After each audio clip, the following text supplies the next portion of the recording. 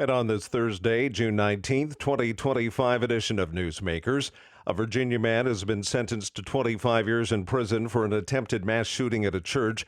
36-year-old Rui Jiang of Fairfax was convicted back in March. Prosecutors say he posted threats online and carried weapons to the Park Valley Church in Haymarket in 2023.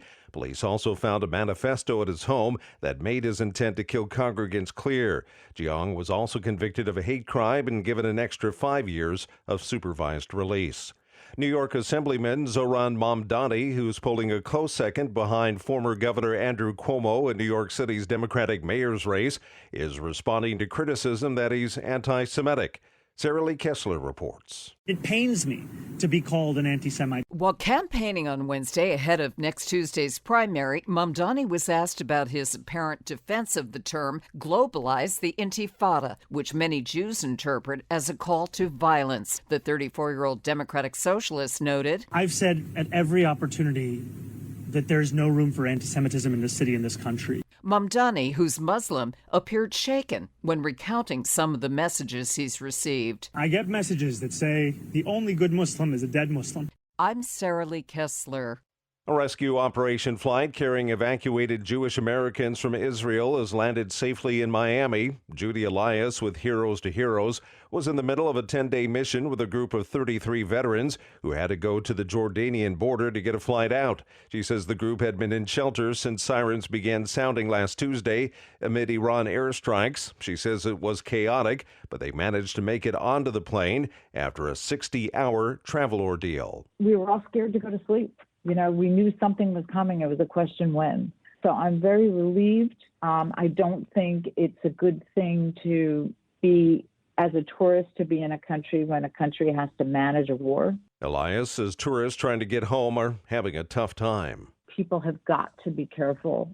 And, you know, people want to go through Egypt. They want to go through Jordan. They're not like us. You know, Jordan is the safest, but you have to be careful how you're going and what kind of group you're going in. The acting chair of the federal agency that enforces workers' rights acknowledged during a Senate hearing yesterday that transgender workers are protected under civil rights law, but defended her decision to drop lawsuits on their behalf, saying her agency is not independent and must comply with President Donald Trump's orders.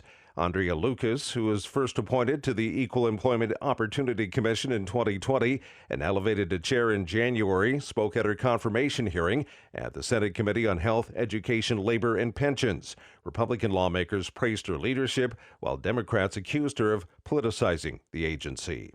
The Trump administration is shutting down the LGBTQ youth suicide hotline.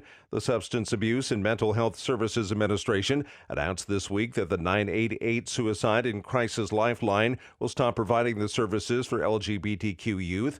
The agency said it was removing the Press 3 option to instead focus on all help seekers. The Press 3 option was started in 2022 to connect youth identifying as LGBTQ with trained counselors. A spokesperson for the White House Budget Office said last week it was removing the option because it's, quote, a chat service for children that embraces radical gender ideology.